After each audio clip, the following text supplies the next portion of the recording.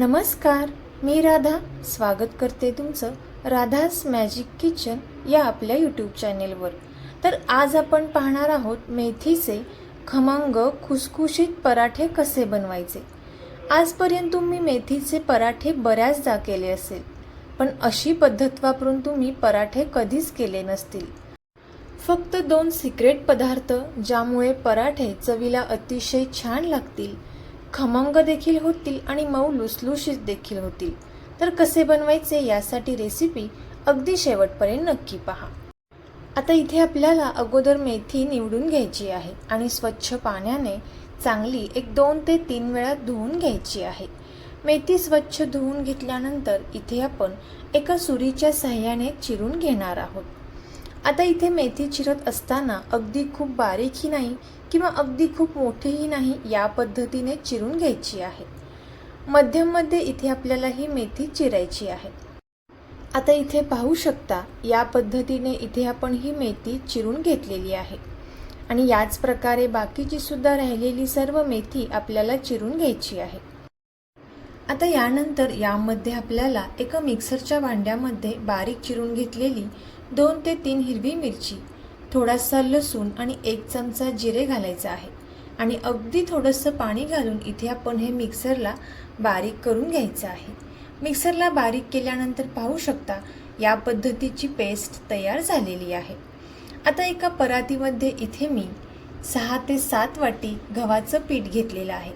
यामध्ये अर्धी वाटी बेसन पीठ घातलेलं आहे आणि 1/3 कप म्हणजे आपण ज्या चमच्याने पोहे खातो त्या चमच्याने 6 ते 7 चमचे तांदळाचं पीठ घातलेलं आहे। आता तांदळाचं पीठ इथे आपला हा पहिला सिक्रेट पदार्थ आहे, ज्यामुळे पराठे हे खमंग आणि खुसखुशीत होतात। त्यानंतर यामध्ये आपण बारीक चिरून घेतलेली संपूर्ण मेथी टाकलेली आहे। एक अर्धा चमचा ओवा हाताने चोळून यामध्ये घालायचा आहे। त्यानंतर अर्धा चमचा धणे पावडर, थोडीशी लाल मिरची पावडर आणि अगदी चिमूटभर हळद यामध्ये घालायची आहे। मिक्सरला बारीक करून घेतलेली मिरची, लसूण आणि जिऱ्याची पेस्ट घालायची आहे। आता दुसरा सिक्रेट पदार्थ म्हणजे इथे आपल्याला यामध्ये एक मीडियम साईजचा उकडून घेतलेला बटाटा एका छोट्या किसणीच्या सहाय्याने किसून यामध्ये घालायचा आहे। यामुळे पराठे अगदी संपेपर्यंत मऊ लुसलुशीत राहतात, त्याशिवाय चवीला देखील छान असे तयार होतात। यासाठी इथे आपल्याला एक मीडियम साईजचा बटाटा उकडून घेतलेला यामध्ये वापरायचा आहे आणि तांदळाच्या पिठामुळे सुद्धा पराठ्यांना छान असा खमंग आणि खुसखुशीतपणा येतो।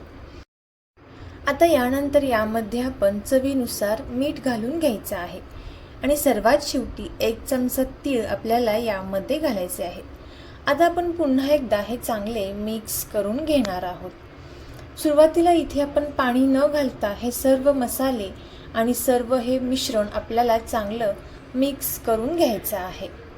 तोपर्यंत जर तुम्ही आपल्या चॅनलवरती नवीन आला असाल तर नक्कीच आपल्या चॅनलला सबस्क्राईब करा आणि सबस्क्राईबच्या पुढचे बेल आयकॉनचे बटन दाबा, जेणेकरून इथून पुढच्या छान छान रेसिपीज सर्वात अगोदर तुम्हाला पाहायला भेटतील। आता इथे आपण हे चांगलं मिक्स करून घेतलेलं आहे। यामध्ये आपल्याला आता गरजेनुसार पाण्याचा वापर करत हे छान असं मळून घ्यायचं आहे।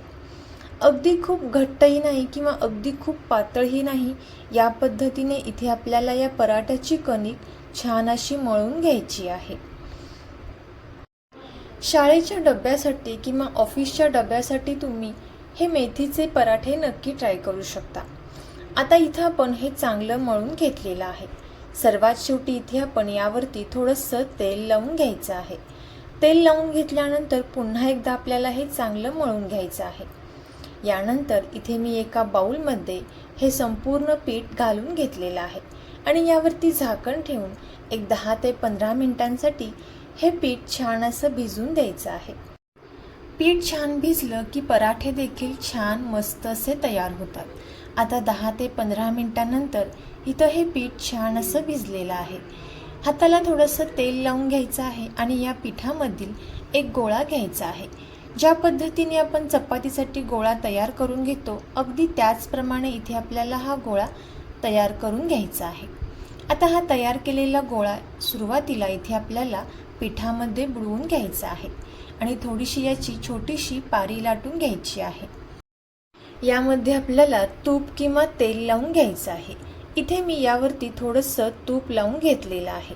तूप लावल्यानंतर ज्या पद्धतीने आपण चपातीसाठी घडी तयार करून घेतो त्याचप्रमाणे इथे आपल्याला ही घडी तयार करून घ्यायची आहे आणि पुन्हा एकदा आपण हे पिठामध्ये बुडवून घेणार आहोत। आता इथे आपण पराठा लाटत असताना अगदी पातळ असा पराठा इथे आपल्याला लाटायचा नाही किंवा खूप जाडही इथे आपल्याला हा पराठा लाटून घ्यायचा नाही। मध्यममध्ये इथे आपण हा पराठा लाटून घेणार आहोत। आता एका साईडला इथे आपल्याला गॅसवरती तवा छान गरम करण्यासाठी ठेवायचा आहे। आता पाहू शकता या पद्धतीचा पराठा इथे मी तयार करून घेतलेला आहे। आता हा तयार केलेला पराठा आपण लगेचच तव्यावरती भाजून घेणार आहोत। तवा छान गरम झाल्यानंतरच आपल्याला हा पराठा या तव्यावरती टाकायचा आहे। आता सुरुवातीला इथे आपल्याला तेल किंवा तुपाचा वापर करायचा नाही। अगोदर दोन्हीही साईडने हा पराठा छान असा भाजून घ्यायचा आहे। थोडासा भाजून घेतल्यानंतरच इथे आपल्याला यावरती तूप किंवा तेल लावून घ्यायचं आहे। तर इथे मी यावरती थोडंसं तूप लावून घेतलेलं आहे। तुमच्या आवडीनुसार तुम्ही इथे तूप, बटर किंवा तेलाचा वापर करू शकता।